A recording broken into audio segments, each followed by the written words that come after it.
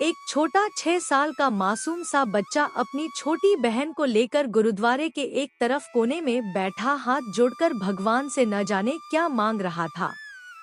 कपड़े में मैल लगा हुआ था मगर नियत साफ। उसके नन्हे नन्हे से गाल आंसुओं से भीग चुके थे। बहुत लोग उसकी तरफ आकर्षित थे और वह बिल्कुल अनजान अपने भगवान से बातों में लगा हुआ था। जैसे ही वह उठा, एक अजनबी ने बढ़ के उसका नन्हा सा हाथ पकड़ा और पूछा, क्या मांगा भगवान से? उसने कहा, मेरे पापा मर गए हैं, उनके लिए स्वर्ग मांगा। मेरी माँ रोती रहती है, उनके लिए सब्र मांगा।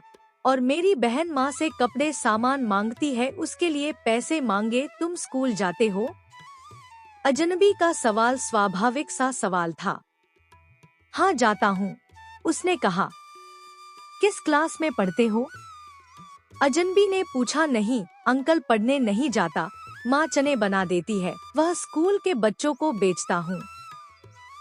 बहुत सारे बच्चे मुझसे चने खरीदते हैं, हमारा यही काम धंधा है। बच्चे का एक एक शब्द मेरी रूह में उतर रहा था। तुम्हारा कोई रिश्तेदार न चाहते हुए भी अजनबी बच्चे से पूछ बैठा। पता नहीं, माँ कहती है गरीब का कोई रिश्तेदार नहीं होता।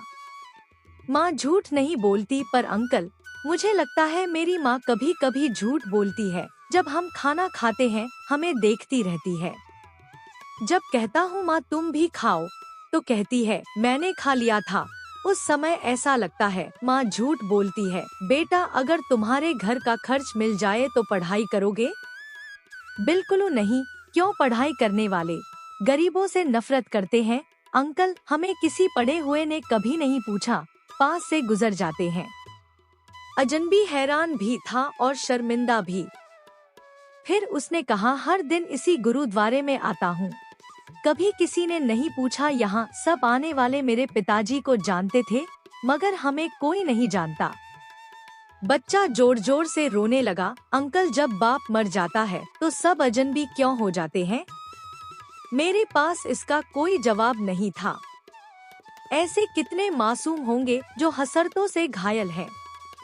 बस एक कोशिश कीजिए और अपने आसपास ऐसे जरूरतमंद यतीमों, बेसहारा लोगों को ढूंढिए और उनकी मदद कीजिए।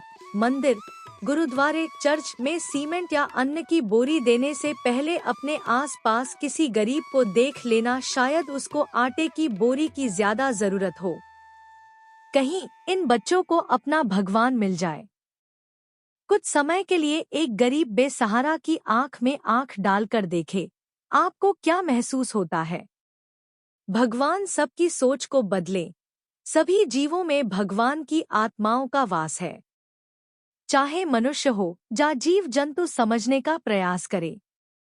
मालिक सबको देखता है, सबके लिए अच्छे कर्म करने का प्रयास करें। उस प्रभु जी की कृपा रात दिन हर पल बरस रही है।